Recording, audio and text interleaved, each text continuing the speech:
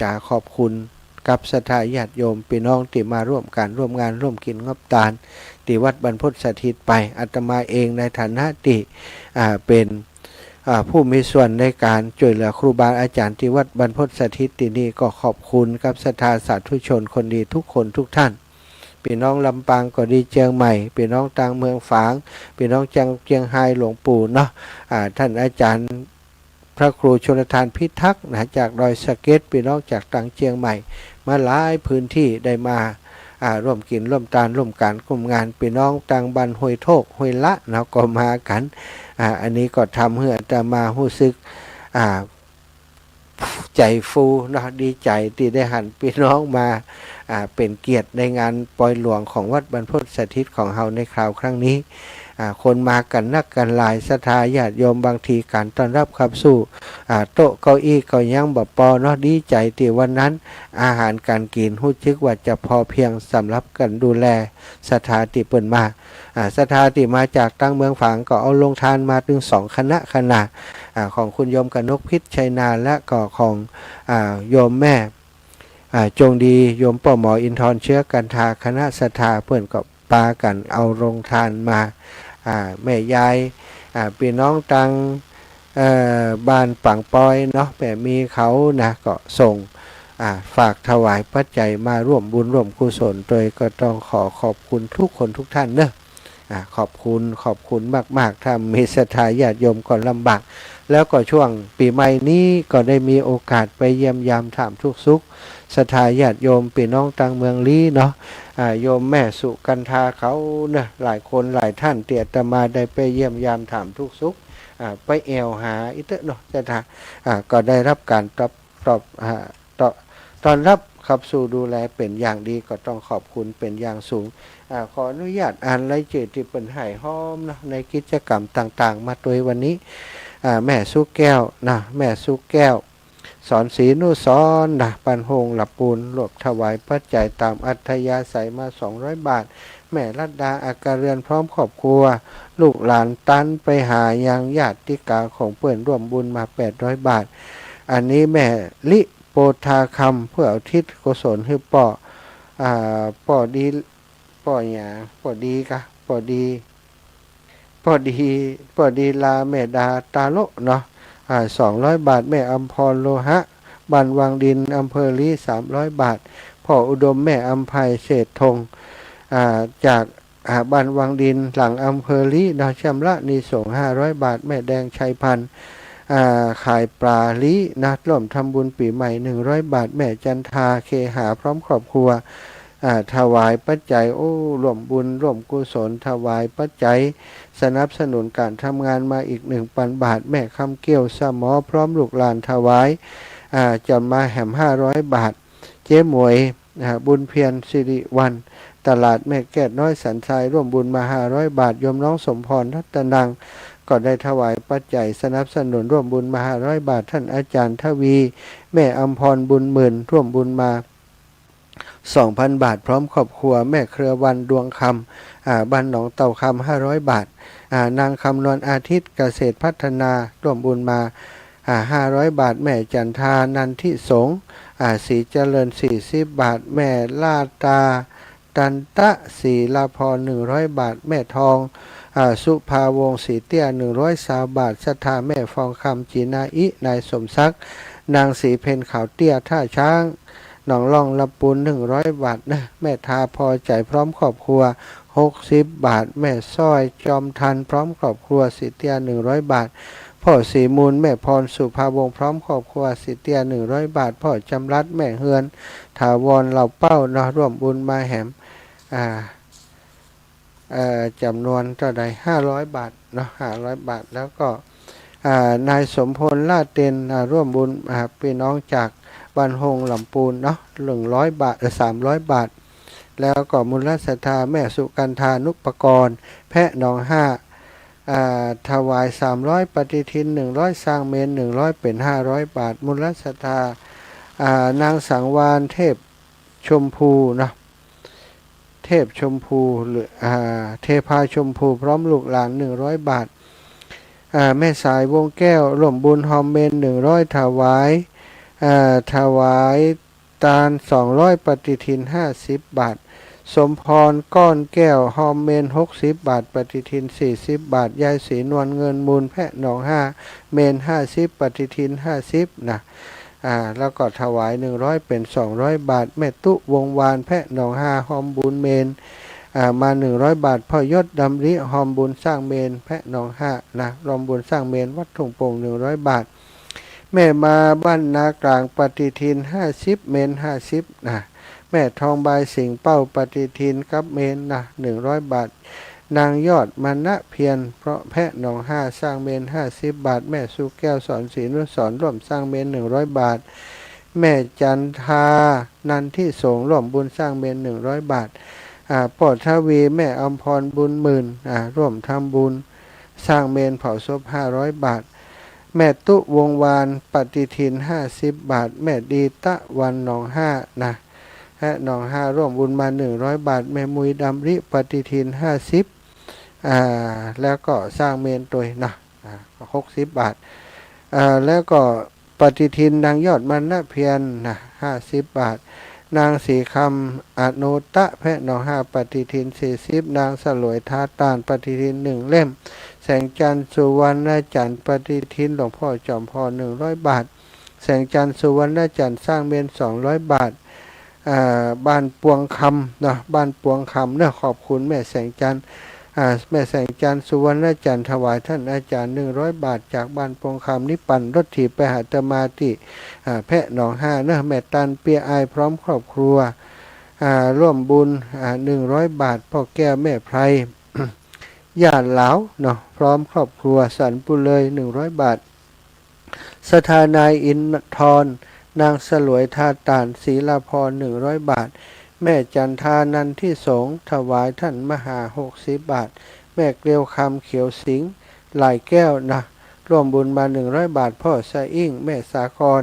พลกลางนะร่วมบุญมาแหม100 บาทเนี่ยตกหล่นชื่อไผ่ก็สุมาอภัยอ่านบ่หมดจะได้ก็ขอสุมาอภัยจิมเด้อนะศรัทธาเอาละศรัทธาเวลาล่วงเลยมาแล้ววันนี้ก็มีปกิณกธรรมเนาะสารธรรมมาฝากมาแบ่งปันศรัทธา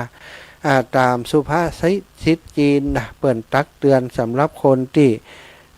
อายุสูงวัยแล้วบางคนสูงวัยก็ยังทุกอกทุกใจอยู่มีคติพจน์ของชาวจีนมาฝากมาแบ่งมาปันเนาะ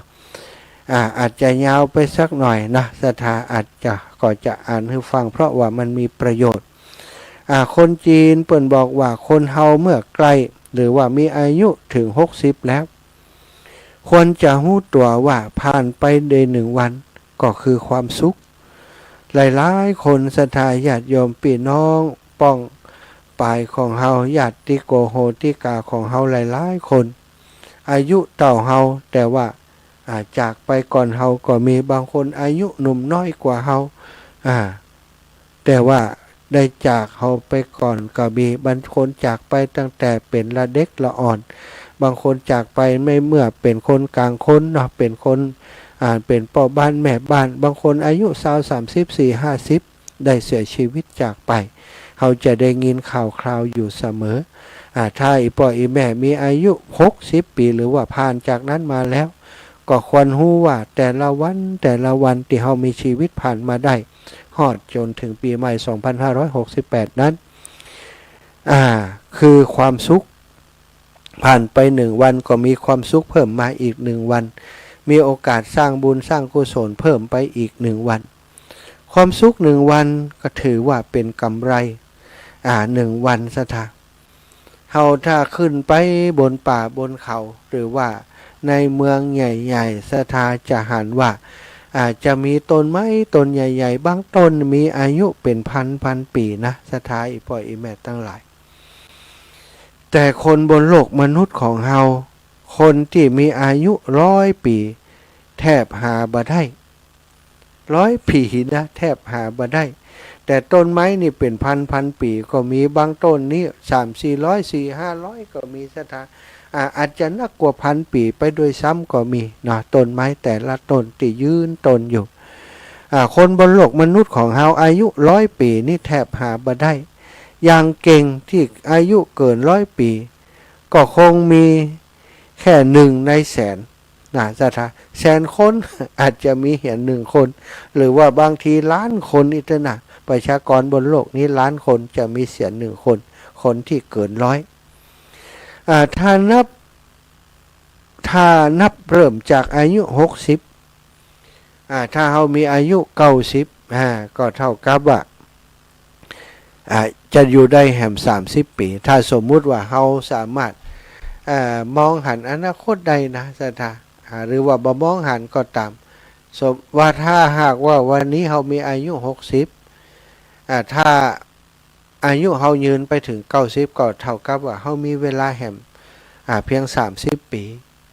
ถ้าเรามีอายุจากนี้ไปถ้าอายุเรา60เราอยู่แหม20 ปีก็เท่ากับอายุเราจะ80 ปีสถาคณะติวันเวลาจากไปก็เอาคนเฮานี้เอาอย่างไปบ่ได้ซะท่ะเอาอย่างไปบ่ได้ฉะนั้นอย่าประมาทอย่าทำอย่างที่มันเบียดเบียนตัวเองเกินไปบางคนนี่หาเงินหาทองมาได้ประหยัดจนเกินไปจะกินจะไว้จะใช้จะจ่ายปอบัดจะ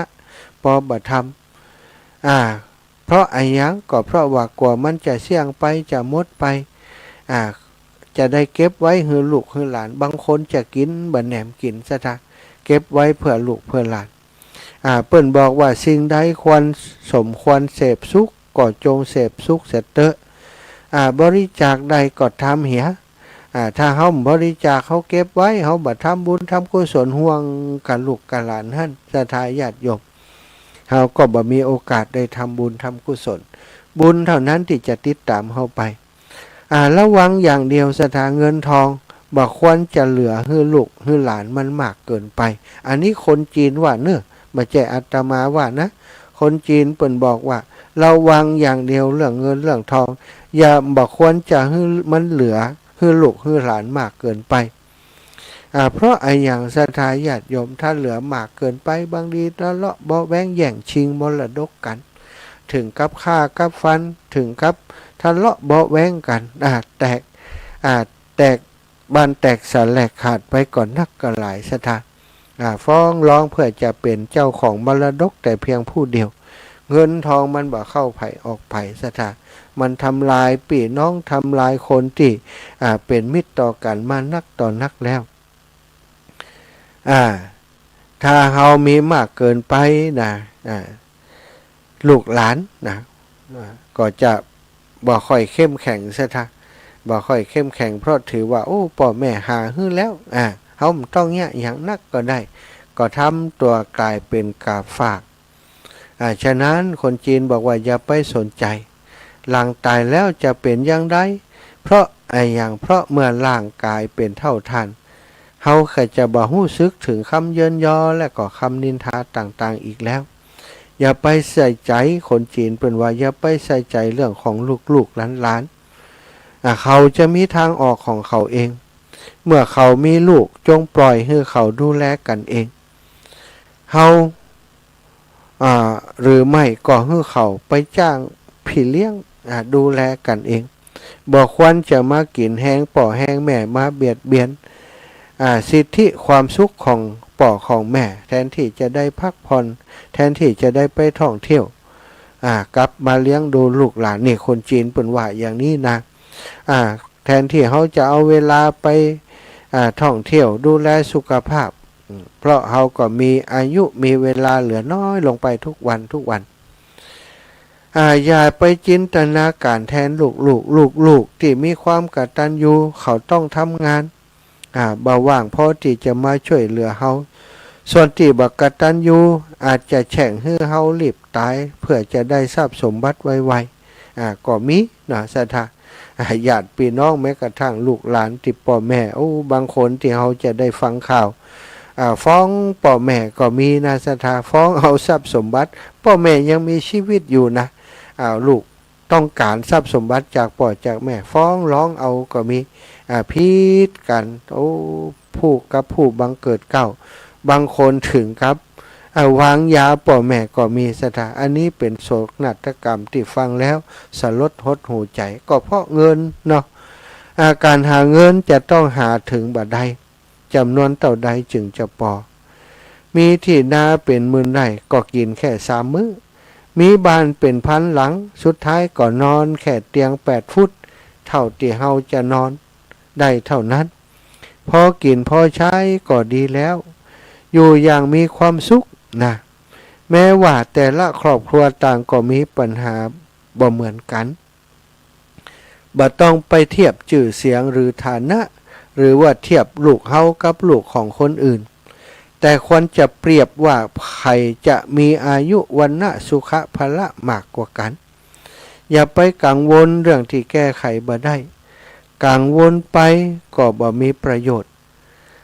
มีอารมณ์ที่ดีคิดแต่เรื่องที่มีความสุขหาความเกษมเป็นปีฮือกับตัวเก่าทุกวันผ่านไป1 วันก็ขอให้มันมีความสุข1 วันสติดีโลคาบ่มาสติดีโลคาหายหน้าสติดีโลคาบอกลาสติดีโลคาบ่มาก็คือโลกบ่มีเนาะสติดีโลคาหายหน้าก็คือโลกถ้าเฮามีสติดีมีสุขภาพดีศรัทธาญาติโยมโรคภัยไข้เจ็บก็จะบ่มาหาเฮาถ้าเฮามีสติดีโรคภัยไข้เจ็บต่างๆมันก็จะลาจากเฮาไปในที่สุดเนี่ยเจอแดดบ่อยๆออกกำลังกายแต่พอเหมาะทานอาหารครบ5 หมู่อาหารอากาศอารมณ์คือมันอยู่ได้ครบอย่างนี้จิตใจล่าเริงแข็งแรงอยู่ไปอีก20-30 ปีเบิกบานใจก็พอแล้วอย่าไปต่อแย่ฮือมากเรื่องสิ่งใดที่เป็นของคุณของเฮาไผก็แย่งเฮาไปบ่ได้สิ่งใดที่มันบ่ใจของเฮาถึงได้มา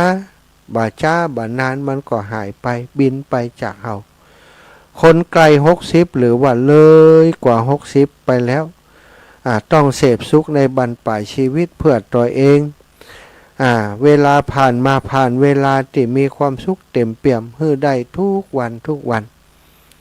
ก็ได้ชื่อว่าเป็นคนที่ใช้ชีวิตที่คุ้มค่าซะท่ะหลายๆคนเขาจะสังเกตหันว่าโอ้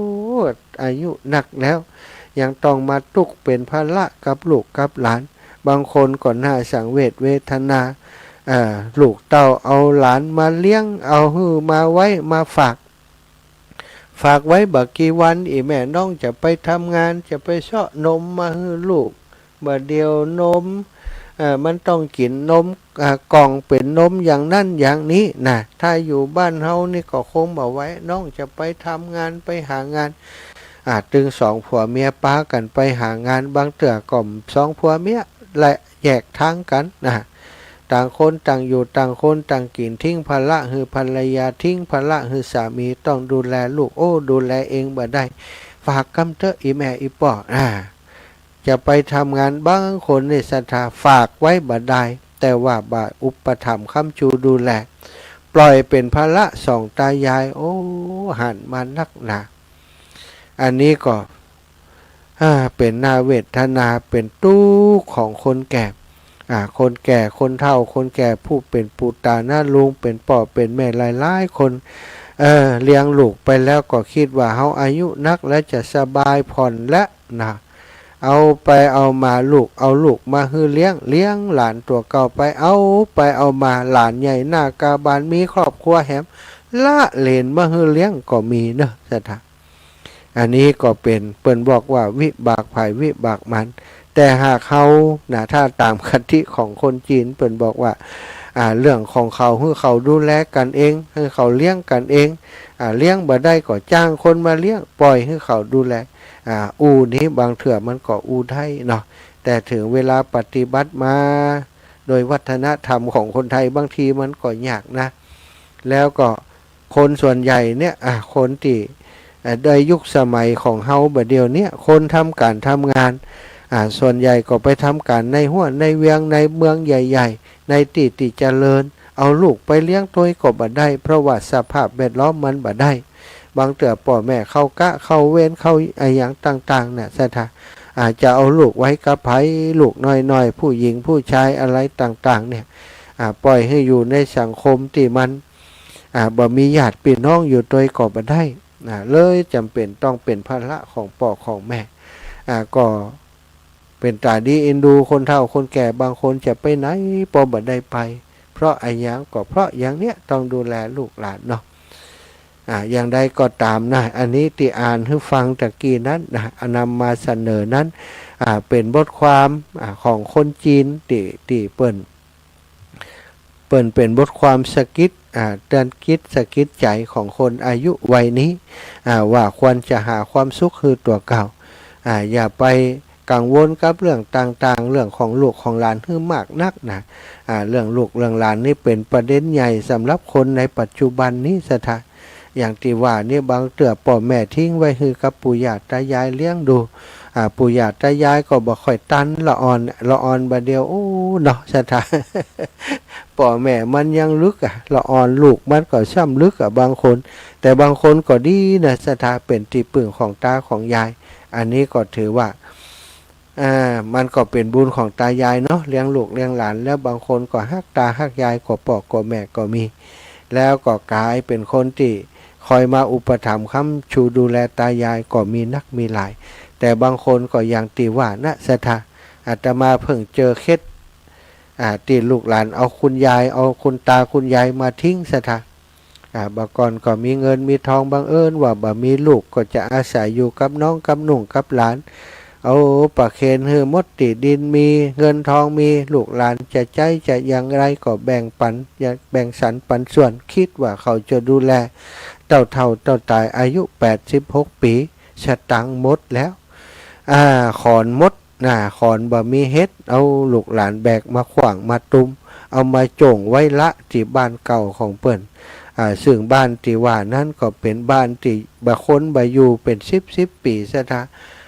ไปมีว่าหลังคานี้กับโพเนาะกับเบื้องก็แตกก็ลุดหล่อนไปหลายจุดฝ้าเพดานก็ลุดหล่วงเป็นไม้เป็นยางกับปวกไปกินไปหันแล้วน่าสังเวทนาก็เลยได้อุปถัมภ์ค้ำชูดูแลเปิ้นเนาะได้บอกบุญไปกับศรัทธาญาติโยมก็มีหลายคนหลายท่านเปิ้นหันว่าแล้วก็สงสารฟังเรื่องราวแล้วก็เอ็นดูเปิ้นก็ฝากให้ฝากหอมมากับอาตมาตอนนี้ยังทำบัตรเซตเตอร์เนาะฝ้าเพดานทำได้อยู่2 ห้องเฉพาะห้องที่จำเป็นนะสถาบัตรได้ทำมดทั้งหลังเพราะทำมดทั้งหลังนี่ก็คงใช้งบประมาณหลายแสนก็ขอใจเฉพาะที่ว่าห้องนอนของเปิ่นห้องที่เปิ่นจะต้องห้องน้ำห้องท่าห้องนอนห้องกินข้าวห้องพักของยาย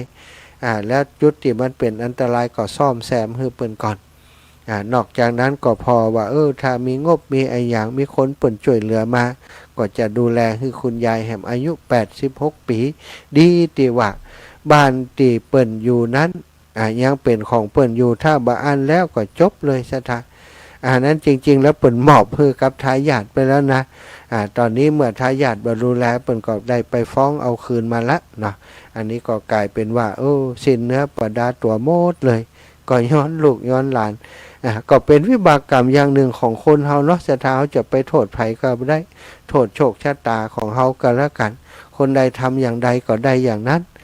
ข้อมูลที่แท้จริงก็บ่ฮู้รายละเอียดลึกซึ้งแต่ฮู้เพียงแต่ว่า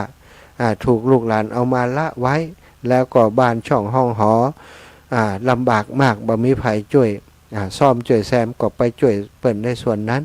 ก็บอกคือคุณยายว่าทำใจเอาเนอคุณยายถือว่ามันเป็นกรรมแต่จัดปางก่อนเขาอาจจะเคยทำกับเปิ้นแต่ถือว่าบัดเดียวเขาได้ใจกรรมแล้วละชีวิตติดเหลืออยู่บัดเดียว86แล้วอยู่กับตัวเก่าเพื่อมีความสุขไปทุกวันเนอะอาตมาภาพช่วยอย่างใดก็จะช่วยจะดูแลกันไปอย่างนี้นะก็บอกคือกับเปิ้นก็ขอบคุณกับศรัทธาญาติโยมให้หอมมาเนอะบ่อ่านรายชื่อแล้วเนาะจะกินเวลาติศรัทธาญาติโยมจะโทรมาปั่นเวลาศรัทธาญาติโยมได้โทรเข้ามามาเอ่ยกันสักเล็กน้อย0808844173เนอะ0808844173ขอบคุณไปกับศรัทธาสาธุชนที่แฟนรายการทาง Facebook ก็ดูกันเยอะอยู่เนอะ ติดตามทาง Facebook ก็มีนะฟังจาก วิทยุก็มีก็ขอบคุณทุกช่องทางที่สถาคอยติดตามคือกำลังใจอาตมาเนาะฟังเฟซบุ๊กเพราะว่าบางคนเปิ่นบ่มีวิทยุแล้วก็ที่บ้านเปิ่นนั้นมันสถานีไปบ่ถึงแต่อาศัยว่าอันอย่างน้อยเนาะก็มีคลื่นโทรศัพท์มีเฟซบุ๊กมีสัญญาณอินเทอร์เน็ตก็เลยรับได้คุณโยมอัมพรที่อินสันกำแพงแม่อุไรกันกองกดติดตามรับชมแม่สีอนุโมทนาสาธุคุณโยมนุชดาพรอุปนันท์ก็สาธุเจ้านะ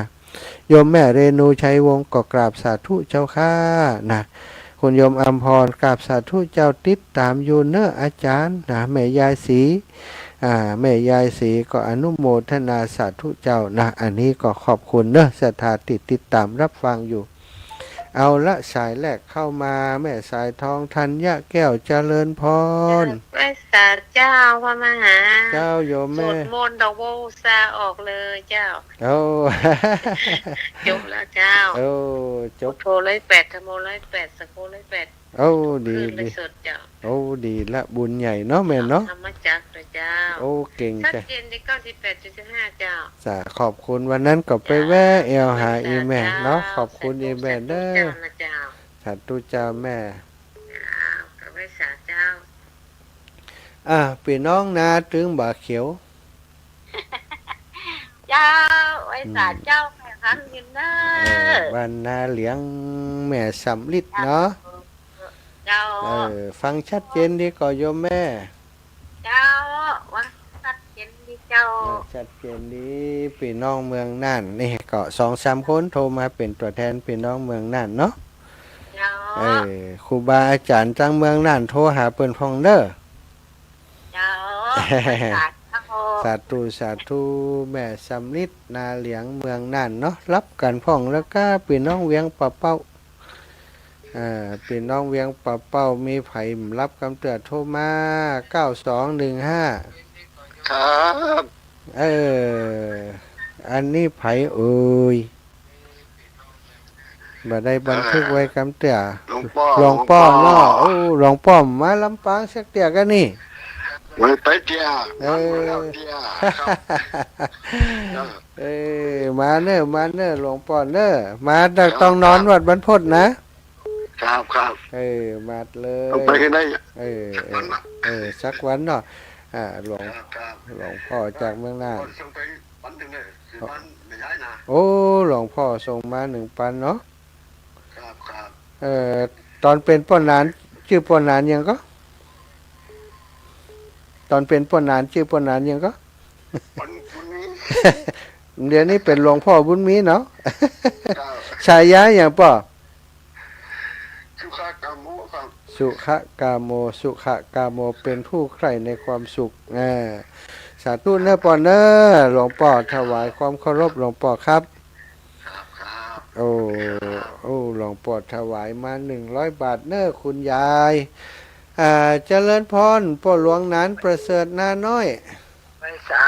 ลูกพระอาจารย์เข้าโปรดที่กรรมนะฟังเด้อ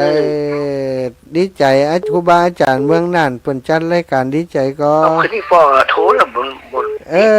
ผมเฮาแจ้งหลวงพ่อท่านพระครูไปแล้วว่าโทรศัพท์เปิ้นถ้าจะมีปัญหาอีเนาะศรัทธาโทรหาแน่นหนาแต่ว่ามันโทรส่งเตี้ย3 เตี้ยนี่แล้วก็ต้องบนบทนิดบ่ได้น่ะกะแม่สุแก้วก็โทรหาอีนะครับสาธุเนาะปอเนาะผมอยากชัดเจนในลูกนึฟัง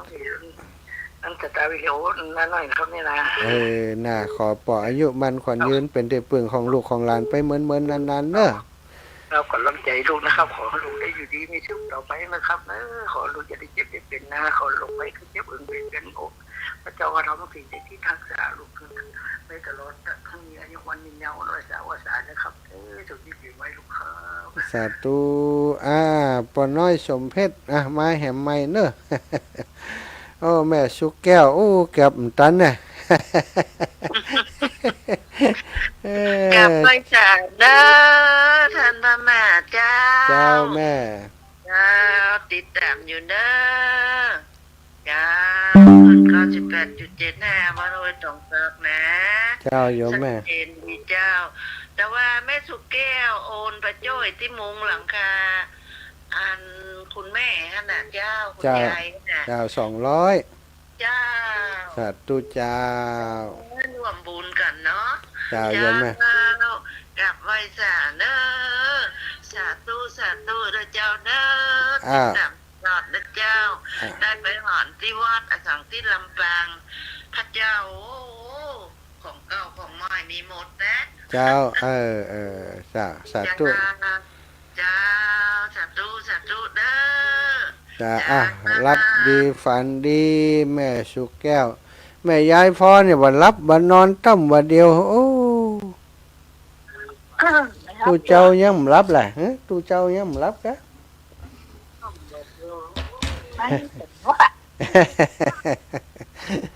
ขอบคุณแม่ยายพรจบนี้ก็รับเนอะแม่เจ้าฟังซอต่อให้มันก็ยายพรนี่ เจ้าฟังธรรมะอะไรเกี่ยวกับ เดี๋ยวมีอยู่ก่อนธรรมะใครเขียด เจ้า สาธุยายพรสาธุเนอะอ้าวแม่จันฟองปงดอน เจ้าไม่เจ้าท่านมาหา เจ้าโยมแม่ได้แล้วกะ วันได้กันเตี่ยมูก็ถามหา ฮะก็ฝากไว้ให้แล้วเหรอ กติบัติชงมาให้มันสีอันนั่นแหละ ฮะของไผแฮม แม่ท่านแม่จัน เออ เป็นแม่บอกเขาว่าเอามาชงมาให้สีอันมันอบตื้มจะเป็นพาปัจจัยไปนะ เออครบกำเตือครบมาข้างแฮม4แผ่นกะเดี๋ยวนี้ได้ไปกี่แผ่นละ ครบแล้วมันนั่น อ๋อแล้วข้างแฮม4เนาะ ยังไปเช็ดก็ ได้แล้ว มื้อนั้นครบละแล้วข้างแฮม4แผ่นโอเคเจ้าโยมแม่ วันที่43นะ ฮะ วันเป็นที่บ้าน13 เลขที่บ้าน13 เจ้าหมู่สองคุณร้อน เจ้าสาธุเน้อ ใจเลิกฟังอยู่ เจ้าแม่จันฟองปงดอนแจ้ห่มเน้อสาธุสาธุกนกวันอติวรรณพัฒน์ได้ส่งคำขอได้ส่งคำขอสาธุสาธุหลายคนหลายท่านโทรมา2406โอ้ปอน้อยสมเพชรมาแล้วตันอยู่อีกป่ะจะเริ่มปอน ครับผมนะ เออ แม่จันทร์เพิ่งดอนเมื่อกี้ก็บอกครับเพิ่งสูงโน่โน่ สาธุป่ะ สายวันนักครับบอกอาจารย์ สายมันนักมันพันกันนะเนาะเวลามันน้อยหลายๆคนก็อยากโทรมามันก็เลยกลายเป็นนักนะครับ ผม พี่ปอสบายดีเนาะ สบายดีครับ เมืองน่านนี่ สบายดีครับ สบายดีเมืองน่านอากาศจะหนาวนักแกกะ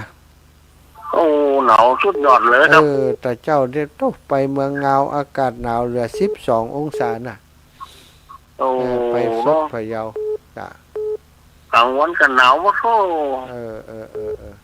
เอาสาธุอีปอนเนอร์อนุโมทนาบุญขอบคุณอีปอติดตามปอนน้อยสมเพชรจากเมืองน่านเอาสายสุดท้ายแม่แก้วพญาสม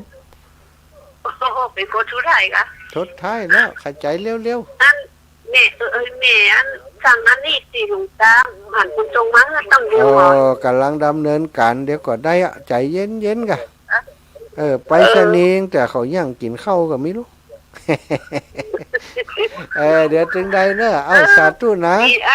ทีนี่แม่ก็ย่างเข้า80แล้วเนอะ เอาดีใจตัว80แล้วขอฮือ90 100เนอะ คิดว่ามาถึงกระสืออันคิดว่ามาถึง10ว่ายังถึงอยู่ ถึงกะเสียง น่าจะเต็มวันที่5มิถุนาเพื่อจะติด80นะ ดีแล้วสาธุนะแม่นะ เดี๋ยวผู้นึง ถึงเวลาหมดแล้วอายุวันโนสุขังพลัง